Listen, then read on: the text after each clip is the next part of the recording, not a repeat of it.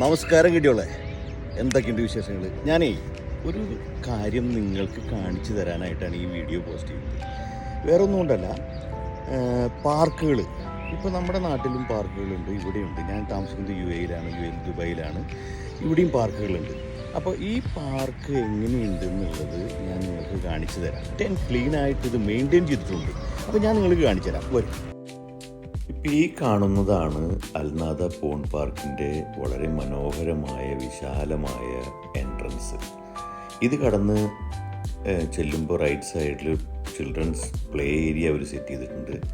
അതുപോലെ മനോഹരമായ പുൽത്തകിടി വെച്ച് പിടിപ്പിച്ച് അതിനിടയിലൂടെ സിന്തറ്റിക് ട്രാക്കും സൈക്ലിംഗ് ട്രാക്കും അതുപോലെ ആളുകൾക്ക് നടക്കാനുള്ള പാതയും ഒക്കെ അവർ ഒരുക്കിയിട്ടുണ്ട്.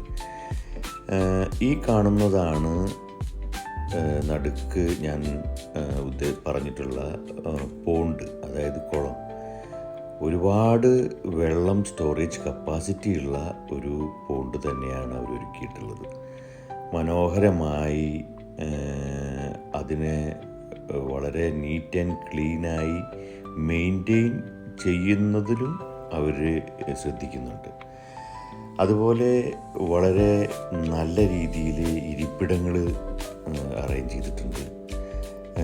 ചൂണ്ടുപലകകൾ, അതായത് ഇന്ന ഏരിയ ഇന്നതിനാണെന്നുള്ളത് അറിയുന്നതിന് വേണ്ടിയിട്ട്. അതുപോലെ ഈ പാർക്കിലെ നിബന്ധനകൾ വൃത്തിയായ ഒരു ബോർഡിൽ രേഖപ്പെടുത്തിയിട്ടുണ്ട്.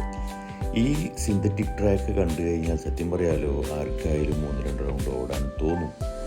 അത്രയും മനോഹരമായ രീതിയിലാണ് ഈ ട്രാക്ക് അവർ സെറ്റ് ചെയ്തിട്ടുള്ളത്. അതുപോലെ അത് മെയിൻറ്റെയിൻ ചെയ്ത് കൊണ്ടുപോകുന്നത്.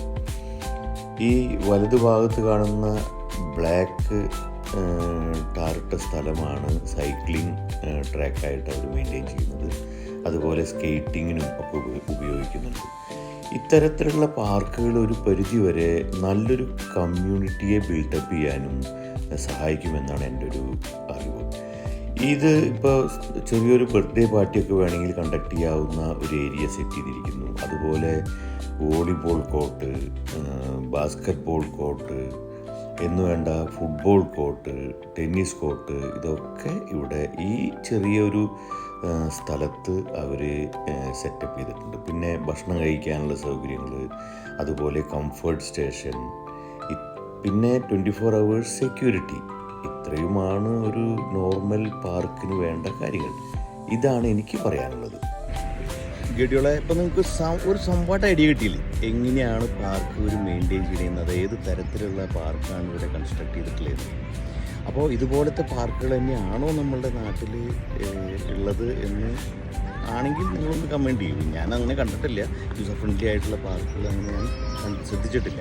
എനിവേ, എന്തായാലും ഇത്തരത്തിലുള്ള വീഡിയോകളായിട്ട് ഞാൻ വീണ്ടും വരാം. അതുവരേക്കും സൈനിങ് ഓഫ്. ബൈ.